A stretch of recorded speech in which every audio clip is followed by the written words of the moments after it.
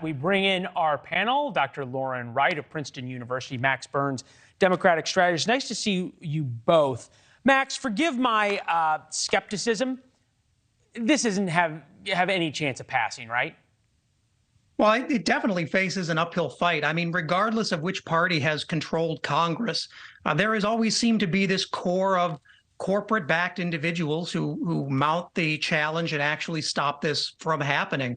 And it seems like this is now the most we've talked about this in years. So that inspires some confidence. But when Congress is being asked to regulate itself, we almost always run into log jams.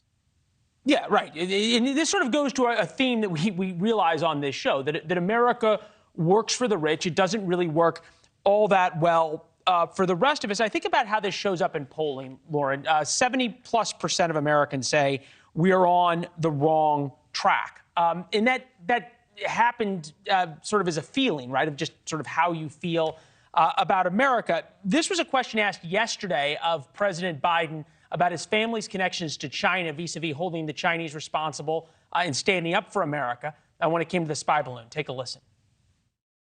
Trying to compromise by your family's business relations. Sir, Mr. President, there has been criticism. Did you overreact? Mr. President, there has been criticism that this was an overreaction that was done because of political pressure. Okay. You can come to my office and ask the question when they have more polite people.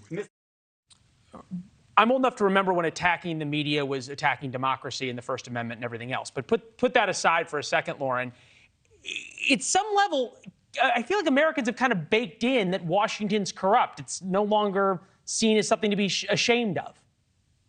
I mean, the great irony of running for Congress as an outsider, as many of these freshmen do, is you rail against the institution and you say, look at these people, they're totally out of touch.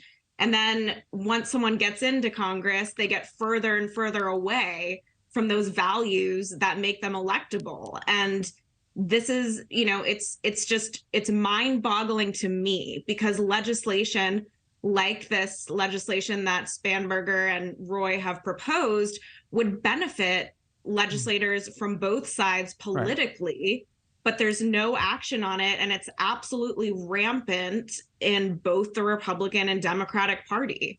It's kind of like term limits, right? Something that we all get promised, and then it never happens once people get to Washington because they enjoy the trappings of it so much. Max, it seems as though there's this theme, though, happening in America, and this plays into it. It plays into the polling of right track, wrong track. Things just aren't working anymore. Baby formula shortage. Trains are crashing. Planes are almost running into each other. JFK's Terminal 1 is shut down because of a power outage. That America no longer works for the rest of us. And look, you're a Democratic strategist. How much of a danger is that to a Democratic president? Well, I think cynicism like that, justified cynicism, is a danger not just to a Democratic president, but to democracy itself.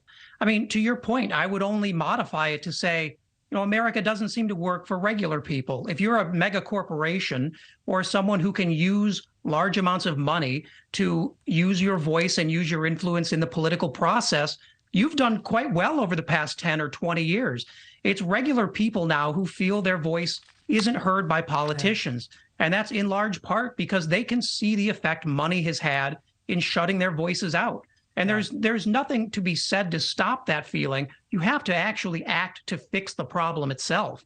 Yeah, Lauren. And Leland, go ahead. And the twisted part of that is that maybe in good times, when people feel they're prospering, when they don't think there's a recession coming, they might be able to focus some of their attention on the misdeeds of lawmakers. But when people are trying to survive day to day and they have this really anxious outlook on their personal security, they're probably less inclined to bump something like insider trading up on the list of issues that they vote on. And so it just perpetuates itself. It's a great point that you both have made. It's why we have you. We said a couple of days ago, the fundamental fairness of the American economy is drifting away, and we're just getting away from it. That never works out well for the top 1%. Just look at the French Revolution, look at the Russian Revolution. Lauren, Max, we're going to run, but thank you. Thanks for watching. Go to newsnationnow.com to find NewsNation on your television provider. And don't forget to subscribe. Click the red button to get more of NewsNation's fact-driven, unbiased coverage.